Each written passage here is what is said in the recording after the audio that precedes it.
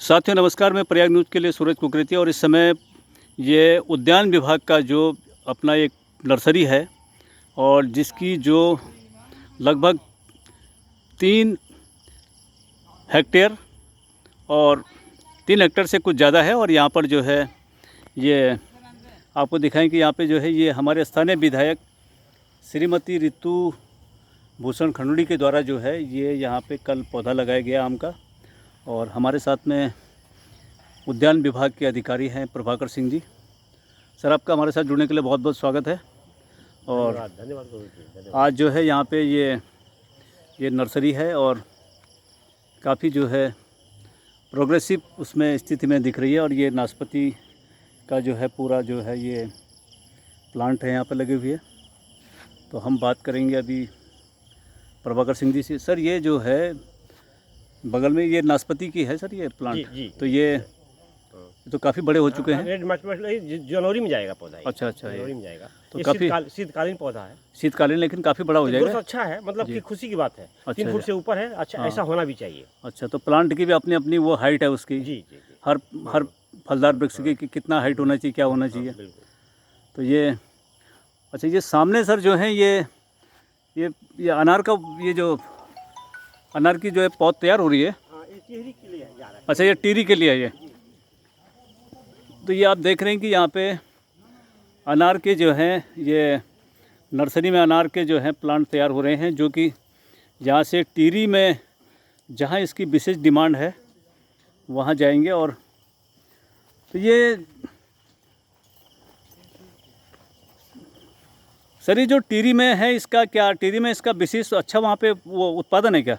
नहीं, ऐसा होता है कि हर जी। वर्षाकालीन पौधों का डिमांड होता है जगह जगह। तो जी। शासन स्तर से आवंटन होता है। जी। जैसे हमको भी अनाज मिला है, लेकिन जी। हमको देहरादून से आवंटन हुआ। अच्छा। क्योंकि यहाँ का पौधा टिहरी को आवंटन हुआ। जी। तो वर्षाकालीन में तो ये अनार हुआ, नींबू हुआ, आम हुआ, लीची हुआ, ये सब पौधे जाते ही जाते हैं हर जिले में। आपके जो ये यहाँ पे जो नर्सरी है ये यहाँ पे लगभग जो है कौन कौन से पौधे यहाँ पे तैयार किए जाते हैं? मेन रूप से मेनली अनार है, आम जी। है, लीची है, अमरूद है, जी। नाशपाती है, इनके पौधे तैयार किए जाते जी। हैं। और यहाँ पर आम की 14 वैरायटियाँ हैं। 14 वैरायटी हैं। और इस समय वर्तमान में कल मैम के हाथों मल्लिका का रोपण किया गया जी। है। और कल श्री गणेश हुआ है।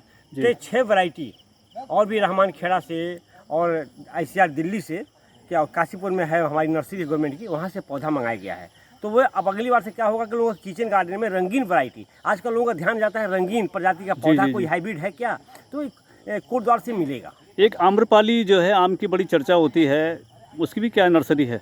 जी, आम्रपाली का पौधा आज हम आपको उपलब्ध कराएंगे। जी।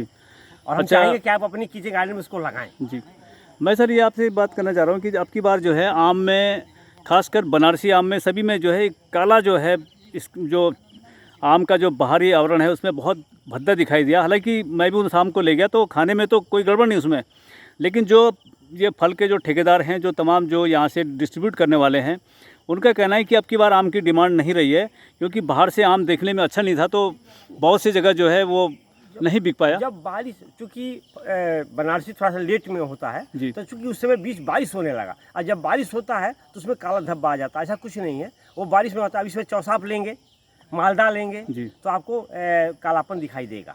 तो मतलब उसमें हल्का सा आ जाता है, ऊपर बारिश की वजह से होता है। अगर बारिश कम हो तो नहीं आएगा, बारिश की वजह से हुआ। नहीं, अब की बार थोड़ा आम में जैसे चौसा है, चौसा में ये देखने को लगा कि चौसा अंदर जो है उसके अंदर एक जो है जाला टाइप का जैसा बन गया है, तो कुछ टेस्ट में भी फ़र्क लगा कुछ इस बार आम में, चौसा आम में जो है खासकर। ऐसा तो उसके चेंज टेस्ट में नहीं होता। अब टेक्सटाइल्स को देखा जाएगा कि वहाँ पर ऐसा कोई वायरस तो नहीं आया था। अगर वायरस आया होगा तो किसान जो स्प्रे करना पड़ेगा, उसे कंट्रोल करना पड़ेगा।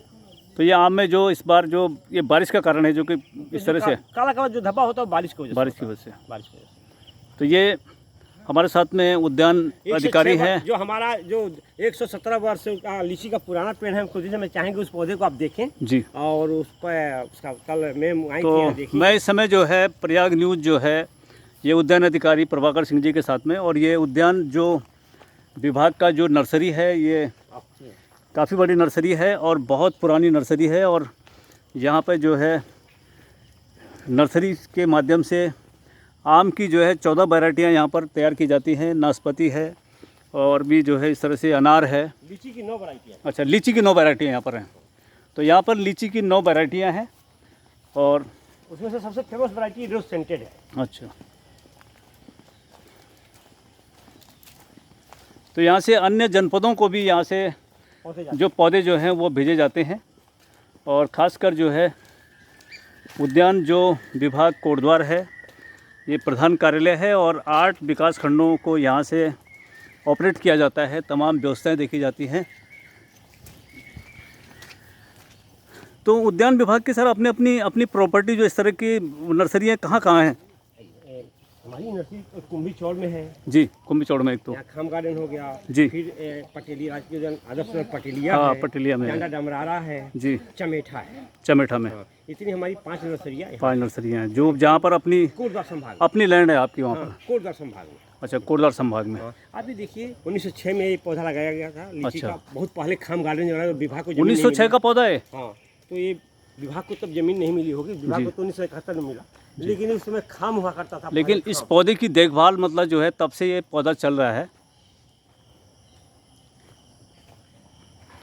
ये आपको हम जो है दर्शकों को एक ऐसा लीची का पौधा यहाँ दिखा रहे हैं जो 1906 में यहाँ पे राजकीय उद्यान कोटद्वार में लगाया गया है, और अभी भी यह पौधा जो है जस का तस है। लेकिन इसका कारण है कि इसकी देखभाल विभाग के द्वारा बहुत ही अच्छे वैज्ञानिक तरीके से इसकी देखभाल की गई है, जिसके कारण कि ये पौधा अभी तक फल भी दे रहा है और बहुत अच्छी स्थिति में है। तो ये उद्यान विभाग कोटद्वार की नर्सरी है, और आप देख रहे हैं कि यहाँ काफ़ी जो है फलदार वृक्ष हैं, और सबसे बड़ी बात है कि यहाँ पे पौधे तैयार किए जाते हैं नर्सरी में आधुनिक पद्धति के द्वारा, जो आज की वैज्ञानिक पद्धति है, जिसमें ऐसे नर्सरी में ऐसे प्लांट तैयार किए जाते हैं जिनसे कम समय में अधिक फल उत्पादन हो और किसानों को आने वाले समय स्वावलंबी बनने की दिशा में बेहतर जो है मार्ग प्रशस्त हो। तो सर ये उद्यान विभाग का जो नर्सरी है, यहाँ पर आपने बताया कि ये जो पौधा है ये 1906 का है, तो इसका रखरखाव कैसे इतने समय तक ये टिका हुआ है? क्योंकि ऐसे तो बहुत मुश्किल हो जाता है। नहीं, इसको ऑक्सीजन मिलना चाहिए, नेचुरली इसको डिस्टर्ब ना किया जाए। जैसे आप देख रहे हैं थौला कल 170वीं वर्षगांठ इसकी मनाई गई जी, और माननीय विधानसभा अध्यक्षा में आई थी यहाँ, तो इसको थाला वाला बना दिया गया, लेकिन अंदर इसको कवर नहीं किया जाएगा, अंदर खुला रहेगा, इसको ऑक्सीजन वगैरह मिलता रहेगा, ओपन रहेगा। इसको जगह काफ़ी 10 मीटर के दायरे में इसको मिला हुआ है खुला जगह के लिए, इसीलिए स्वतंत्र है। और इसको साल में खाद पानी जो भी मानक के अनुसार दिया जाता है, स्प्रे होता है, रख रखाव होता है, पानी के सीजन में पानी इसको दिया जाता है, मतलब बहुत ध्यान दिया जाता है, क्योंकि ये पेड़ इस नर्सरी की पहचान है। तो इसलिए इंचार्ज पहले इसकी तरह से। तो ये नर्सरी 1906 में स्थापित हो गई थी सर यहाँ पर? 1971 में हुई थी, खाम के पास था ये पौधा। अच्छा, खाम जब रहा, खाम जो मतलब खाम एक गवर्नमेंट जो ब्रिटिश काल की जो है एक व्यवस्था थी, जी, जिसमें खाम सुपरिटेंडेंट होते थे, जो तमाम ज़मीनों का अपना जो है पूरा व्यवस्था देखते थे।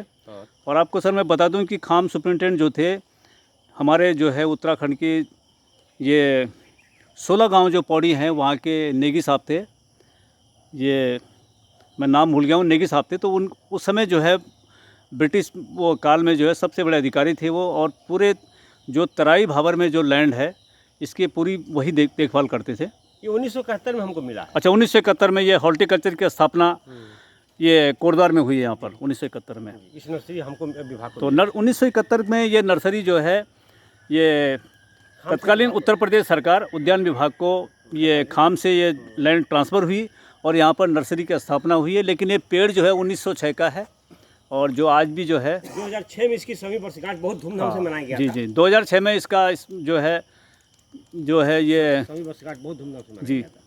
सब देहरादून पंतनगर के साइंटिस्ट वैज्ञानिक डायरेक्टर सभी लोग आए थे जी, भव्य तरीके से मनाया गया इसका मनाया गया। उस समय यहाँ पर सुप्रिटेंडेंट यहाँ पर डुमरी जी करके हुआ करते थे। अच्छा, डिमरी साहब थे उस समय यहाँ पर, ठीक। तो ये प्रभाकर सिंह जी ने बहुत अच्छी जानकारी दी है और इस पेड़ के बारे में बताया कि 2006 में इसका जो है बहुत जो है सेंचुरी वर्ष मनाया गया।